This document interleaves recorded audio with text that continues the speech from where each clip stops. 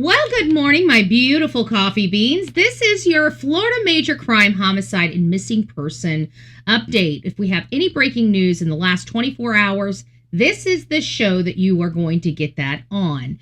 From the East Coast to the West Coast, we are everywhere true crime is.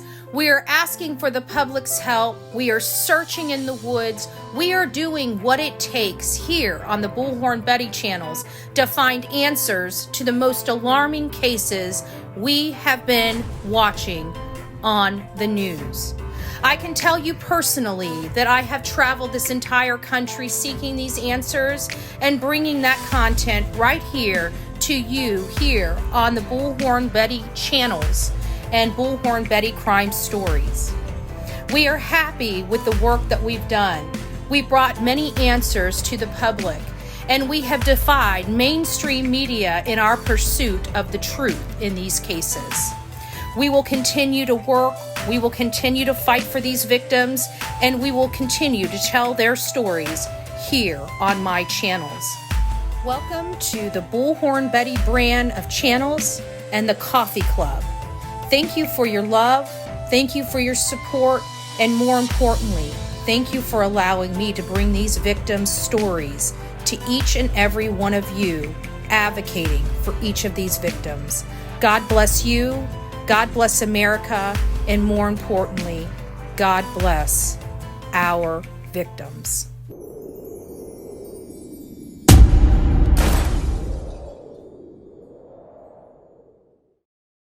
Now, right now, this snapshot focuses on publicly reported major crimes in Florida in roughly the last 24 hours leading up to today, June 19th, 2026, including homicides, suspicious deaths, kidnapping, and active missing person investigations with new developments. It relies on open press releases, recent media reports, so it may not capture every active case, especially incidences that are still under investigation or have not been yet released to the public. So I have a lot of criteria that I look at every morning trying to find out, what is going on. We do have a double fatal incident. It's a domestic violence related incident. It's something that sounds like it's made for movies and all in all aspects of it. But as far as, Amber Alerts or large scale stranger abductions, mass casualty homicides in Florida, there's nothing that's majorly breaking right now in the last 24 hours. So that's great news here in the state of Florida. But the double homicide, or the double death investigation, I guess is what we should call it. It is kind of a homicide investigation because we believe the husband might have killed the wife and the wife might have killed the husband. One of those types of wild west events. That's right. It took place on June 18th. So on June 18th, around 5:40 in the afternoon in Hillsborough County, Sheriff's Office deputies responded to a resident on Burwood Street in Brandon after reports of shooting inside the home. The deputies located two adults with apparent gunshot wounds, an adult female that was pronounced deceased at the scene, and an adult male that was transported to Tampa General Hospital where he was later pronounced deceased. So this is kind of like boom, boom, boom, boom, a very interesting case. Again, domestic violence is running rampant across our country. There are a lot of people out there that don't know how to handle rejection or breakups or matters of the heart, or how to have outlets when you feel like you're ready to explode. A lot of people let that fester up and keep that stuff hidden away. They don't seek counseling. They don't seek any type of activity that releases some of that buildup, and then ultimately they explode and somebody usually loses their life. But in this situation, both man and woman lost their life. And who was the instigator of this? We don't even know yet. So the Hillsborough County Sheriff's Office has described the incident as domestic related, stated that all parties involved have been accounted for, and are treating this as an active and ongoing death investigation rather than a large-scale suspicious situation. Again, they believe the husband was the recipient of the wife's gunfire, and the wife was the recipient of the husband's gunfire. They're not reading this and releasing this as a, homicide, suicide type of a scenario. This is a death investigation where two people received, I would think, counter gunfire. So definitely an interesting case. We're not going to really dive into this case, but because we are advocating against domestic violence, domestic violence hurts and kills. So if you are in a domestic violence situation, this is a great time for you to start making an exit strategy. When you leave that domestic violence situation, it is the most lethal. So if you can get out, stay gone. But it doesn't just stop there. When you're in a domestic violence situation, you yourself have to be fixed. It's almost a deprogramming, if you will. When you're in such a toxic relationship for a certain amount of time, your brain just changes to adjust with that violent situation, and that brain is sick. So in my opinion, counseling is absolutely needed. It's not just about leaving the domestic violence situation. It's about what kept you there to begin with. All right, guys. So just going over a little more Florida watch list type of things that I'm watching in the Tampa Bay and Hillsborough County area. Deputies are obviously investigating more people in the Plant City area. There is a deadly shooting that left a man and a woman deceased in Brandon. We're well aware of that. Pasco County is investigating a death in Pinellas Park, and St. Pete police made an arrest in the Memorial Weekend shooting death that left a man dead and another injured. So they're moving along with those investigations as well. And of course, going into Lee County, they are conducting a death investigation, but we don't really have any details on that active death investigation. An 18-year-old case that had been active in Manatee County was later resolved when the body was identified, and the death remains under investigation to this day. And I believe that was related to the Pelletier case. It was a 18-year-old boy that came from North Carolina. He ended up winding up in one of our retention ponds, and there's been a cloud of questions that rose from that incident and has been since the beginning. We believed he went to Sims with his cousins, but unfortunately he wound up in a retention pond right here in Manatee County. Sarasota, it has a missing swimmer incident, which ended great. The person was found safe, so we have great news coming out of Sarasota County. And when I checked into the Pasco, Central Florida, South Florida Panhandle area, those results I checked, I did not find anything fresh in the last 24 hours as far as major crimes matching any type of homicide, foul play, kidnapping, missing person, or death investigation in that region. So that kind of rounds us out for the Florida news that we have this morning.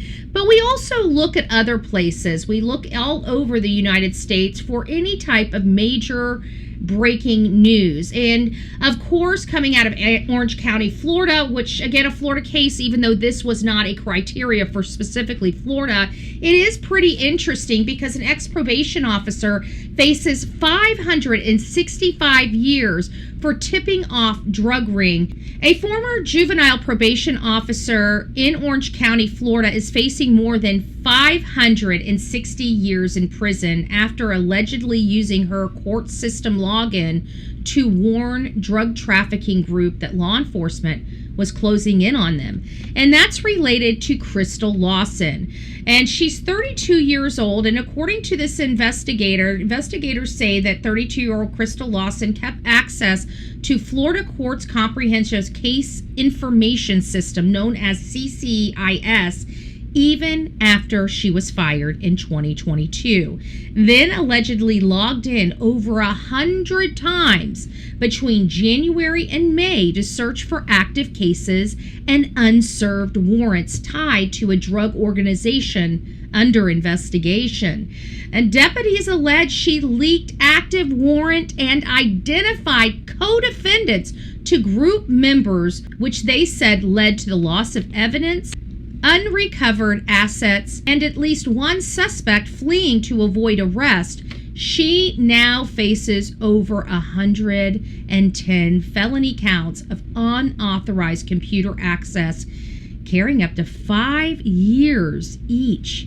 Theoretically, her maximum sentence, 565 years in prison. That is crazy. You've got a former probation officer allegedly turning her inside access into live intel feed for a drug ring, and a system apparently didn't shut off her credentials after she was fired. That procedure failure plus 500 years on paper exposure is a made for YouTube angle here on the Bullhorn Betty channel. So she is absolutely being debuted right here on our channel. Woo-hoo! And this might even be a little juicier as we start looking in around the country. I know we started off with Florida, which we always do, but when we started going to worldwide news coverage, I don't expect the first breaking case to be from Orange County, Florida, but I digress. But the second case kind of fits, right? Los Angeles, right? We always know everything seems to have problems in Los Angeles. Good gracious, California, what is going on with you?